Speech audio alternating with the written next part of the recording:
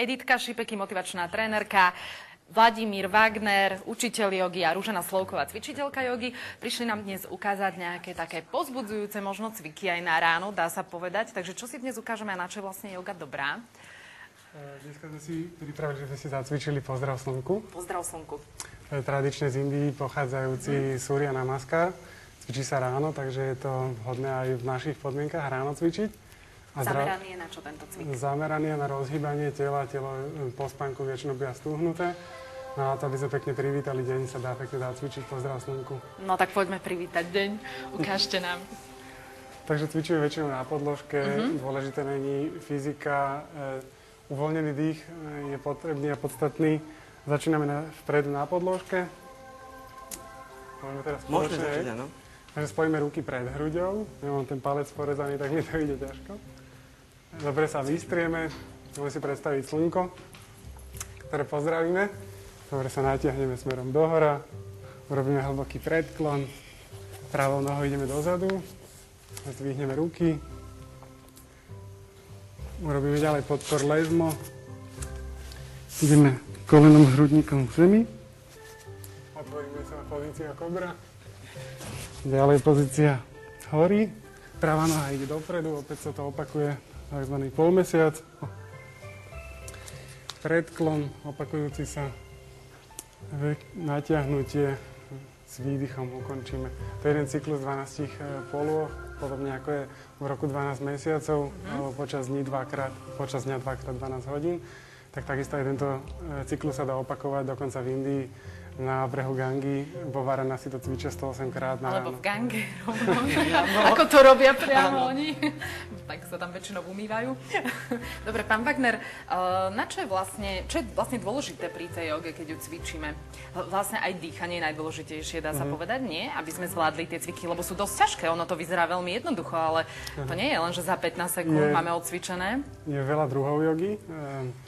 A každý kladie dôraz na nejakú určitú časť. Tak som sa ja jogu naučil, alebo jak to ja vnímam, sa nekladie až tak veľký dôraz na to fyzické prevedenie, takisto nie na riadenie dýchu. Skôr dých by mal byť uvoľnený. Je to niečo, čo by malo byť aj Európany blízke a približujúce. A podstatné by mohlo byť skôr také vyjadrovanie nejakých myšlienok, ktoré potom dostávame do toho cviku. Renátka, vy sa ako dlho venujete joge? Ruženka, prepáčte. Nevadí, aj Renátka. Mali sme tu nejakú Renátku, tuším včera, tak už sa mi to plete. Vôbec nevadí. No ja sa venujem joge asi 8-9 rokov. 8-9 rokov. A prečo ste sa rozhodli práve pre jogu? No, rozhodla som sa kvôli tomu, lebo ma to veľmi oslovilo a proste potrebovala som si riešiť nejaké problémy a som zistila, že cez túto jogu sa to dá veľmi dobre. A cítite sa? Dobre. Dobre. Veľmi dobre. Vy sa venujete hatha joge však? Ja sa venujem úplne inému smeru, pretože hatha yoga je zameraná, hovorím, na dýchanie, polohovanie, meditácia. A ja čo robím je akú yoga. Iné polohovanie. Iné polohovanie, áno. My robíme niečo úplne iné. My robíme polohovanie s tlakom na akupresurové body v tele.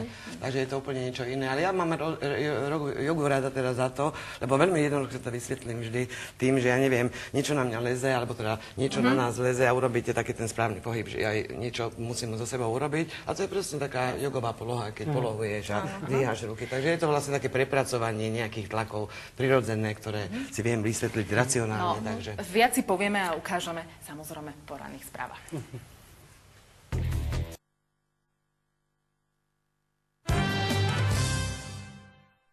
My ideme štartovať do nového dňa zdravým životným štýlom, okrem iného jogou. Editku Šipeky, ktorá má tu také poloúspešné pokusy. Netreba predstavovať, ale vítame Vladimíra Wagnera, učiteľa jogy a Ruženku Slovkovú, takisto cvičiteľku jogy, alebo ktorá sa joge venuje už niekoľko rokov.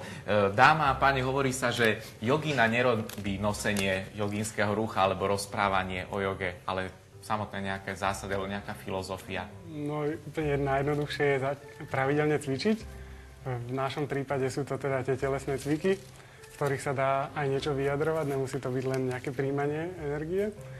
No a mohli by sme vám ukázať ďalší cvik. Ste taký vysmiatý. Strašný pokoj z vás, môžem to potvrdiť. Ďakujem pekne. Je to pravidelnosťou, nejakým opakovaným cvičením a radosťou zo života. Takže už sme pred chvíľou ukázali ten pozdrav slnku, ten je tiež dobrý na ráno sa rozhýbať a ďalej sa dá pokračovať cviku, ktorý by sme mohli ukázať, sa volá, že váha. Váha? Môžeme to je na ukázať? čo? Dobre. Takže Môžeme poradiť divákom niečo pri ránom strese alebo v práci, teraz sa ponáhľajú, keď sa cítia unavení, frustrovaní, nervózni, vystresovaní. Ako sa ukľudniť čo najrýchlejšie? Upokojiť. Tam zase sa dá iný cvik použiť, váhu môžeme ukázať neskôr, teraz to zmeníme na ten strom, ten je skôr taký koncentračný, poloha strom, tak jak je strom pevný, nehybný, nerozhýba ho vietor, iba sa mierne ohýňa, tak takisto aj my by sme mohli ukázať takú polohu, sa páči. že cvičí sa pravidelne, alebo teda na jednu a na druhú nohu. Aha. Takže nohu zalomíme podľa možností, niekto môže začať takto, druhý vyššie, ešte vyššie. Dobre, že stojím pri stole, v mojom prípade to Vec nevidím. rovnováhy, pravdepodobne. Áno, vec rovnováhy. Dokonca ju môžeme dať až takto do slavy. Ja to nespravím. Ruky roztiahneme. Nie. A tu už musíme sa koncentrovať, sústrediť, nesmieme myslieť na všetko možné, čo nás čaká a neminie. A z tejto šírky diaľky spojíme ruky pred srdcom, pred hrudníkom. A chvíľu zotrváme v kľude. To je super na tých opätkoch. Na opätkoch to Ale ja nemám a Jasné. neviem udržať rovnováhu. Samozrejme To isté na bosí. druhú stranu pravidelne cvičiť. Mňa Vystierame zaujala tým tá chrbát. rovnováha, ukážme rovnováhu. Môžeme ešte Dobre. ukázať aj tú pozíciu váha. Takže ruky dáme nad hlavu, váhu presunieme na prednú nohu. No, spoločne, výborne. Nohu zadnú zdvihneme, natiahneme sa dobre. A až takýto natiahnutý vojdeme do predklonu, do vodorovnej. Keď sa vystrieme zo stredu chrbta, chvíľu vydržíme. A tak zostaneme až do večera, vážení Voľne dýchame, uvoľníme plecia Yoga, a ja neviem, pre pracujeme. koho je yoga.